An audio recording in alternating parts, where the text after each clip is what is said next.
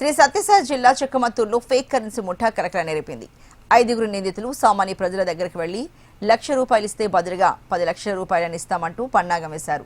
వ్యక్తుల నుండి డబ్బులు వసూలు చేసే క్రమంలో అదే ముఠాలో ఉన్న 2 వ్యక్తులు నకిలీ పోలీసు వేషాల్లో ఘటనా స్థలానికి చేరుకుని డబ్బులు వసూలు చేసేవారు. ఈ విషయాన్ని తెలుసుకున్న హిందూపురం పోలీసు సిబ్బంది తనిఖీలు నిర్వహించగా 5గురు నిందితులు పట్టుబడ్డారు.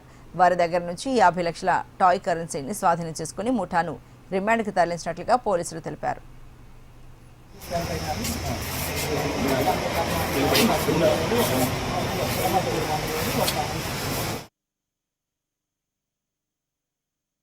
అందులో భాగంగానే ముందస్తుగా ఉన్నటువంటి సమాచారం మేరకు ఆ వెహికల్ని తనిఖీ చేయగా అది స్కార్పియో బండిగా గుర్తించడం జరిగింది.